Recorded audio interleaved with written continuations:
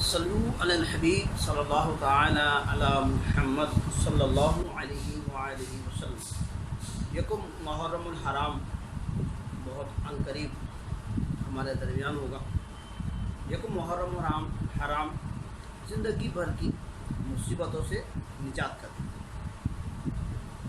یکم محرم الحرام کے دن بسم اللہ الرحمن الرحیم 130 بار لکھ کر یا لکھوا کر جو کوئی اپنے پاس رکھے، پلاسٹک کوڈنگ یا کپڑے میں سلوا کر یا چمڑے میں سلوا کر پہن لے، انشاءاللہ عزوجل اس کو اور اس کے گھر والوں کو پورا سال کوئی برائی نہ پہنچے۔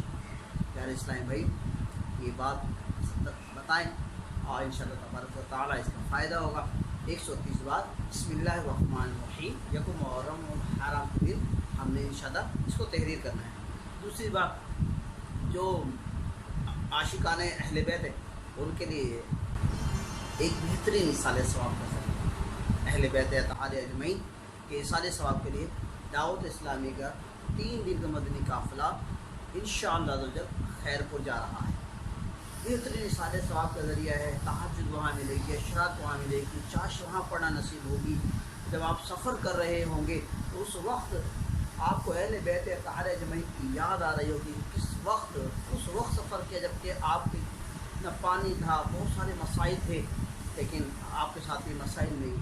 انشاءاللہ تبارک و تعالیٰ ہم اہل بیت اطہار اجمعین کے اس سال ثواب کی نیت سے دعوت اسلامی کے مدنی قافلے میں سفر کریں گے۔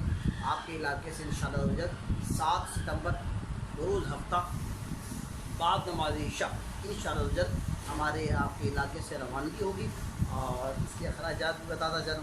میں پوچھتے ہیں یار اخراجات تو بتائے نہیں، چلیں اخراجات بتا دیں۔ اخراجات ہیں 1500 روپئے۔ انشاءاللہ اسی لیے دعوتیں بھرپور دعوتیں، آپ بھی مدنی قافلے کی نیت فرما لیں، اپنے دوستوں کو بھی مدنی قافلے کی دعوت دیں، اور انشاءاللہ تبارک و تعالیٰ اور ایک اور بات بھی ہے، خوشخبری ہے کہ وہ یہ ہے کہ الحمدللہ ہمارے علاقے سے ہی 7 ستمبر کو 8 دن کا مدنی قافلہ لاہور بھی سفر کر رہا ہے۔